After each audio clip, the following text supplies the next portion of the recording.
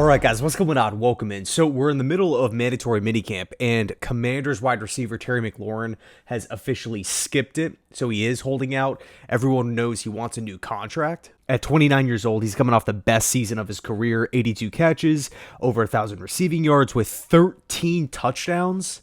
Think about how many points that Terry McLaurin has contributed to the Commanders offense last season. 13 touchdowns is crazy. And McLaurin is, man, he's the definition of steady, right? You can always pencil him in. He's always going to snag 1,000 yards. He's always going to be able to get open. He's always going to be able to make plays. With him being in a contract year, it's 100% fair for him to want a new contract.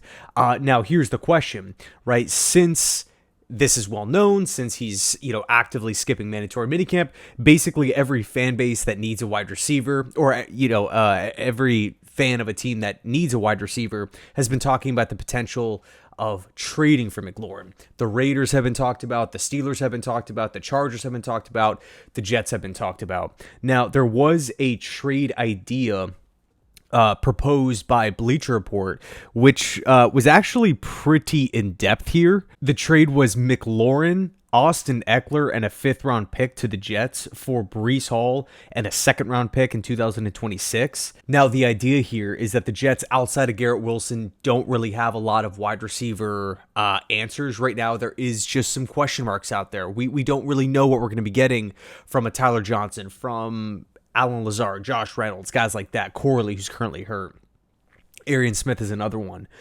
So McLaurin obviously would come in and be that wide receiver, comparable to Garrett Wilson as far as overall volume, overall impact to the offense.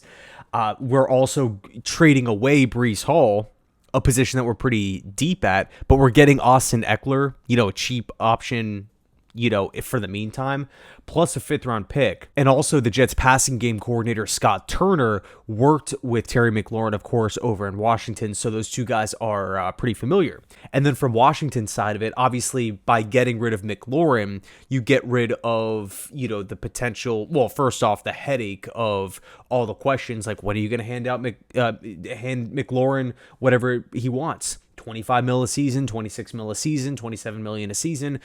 I mean, wide receivers' contracts are going up and up and up and up, especially with the cap going up. They're just going to continue to ask for, more money. The entire game seems to be revolved around, it seems like the league is trying to nudge offenses into score more points. It's what sells.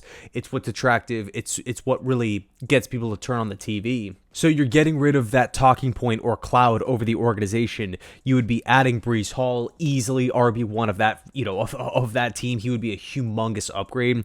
Personally, I thought the Commanders were going to be drafting a running back like in the first couple of rounds.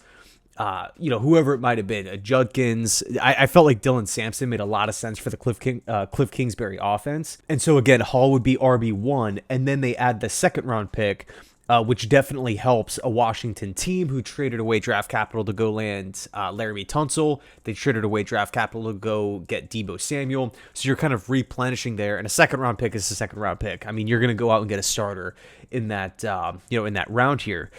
I think on paper it looks, it's you could definitely make arguments from both sides, but I think the reality is, why would Washington trade Terry McLaurin when in 2026 they're projected to have over $80+ million in cap space, which is top 5 in the NFL?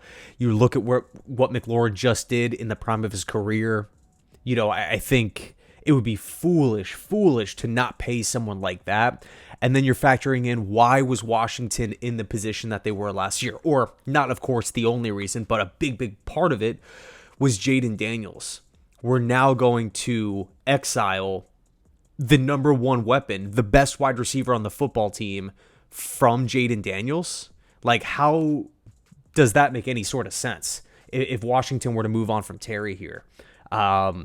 That's literally the opposite of what teams try to do. You're thinking, okay, quarterback on the rookie deal. He's talented. He's had success. He's flashed. He's looked really, really good. Let's try to give him more help. Let's try to bring in a number one wide receiver, not trade the guy away.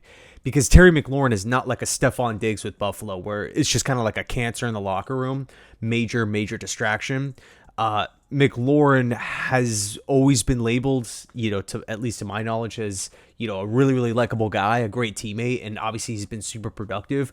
Doesn't really look like he's slowing down anytime soon. So I just don't see Washington trading him. Now, you could definitely argue, okay, having an extra second-round pick would be really nice. You don't have to commit so much money to him. Breece Hall, obviously, would be a big help at the running back position, but still, I think McLaurin is too good. So even though I would love Terry to join the Jets, I just don't see it actually happening. So anyway, let me know your thoughts down below in the comment section. Do you think Terry McLaurin will be traded? Or do you think he sticks with Washington? So anyway, let me know your thoughts. Thanks so much for watching. And as always, go Jets.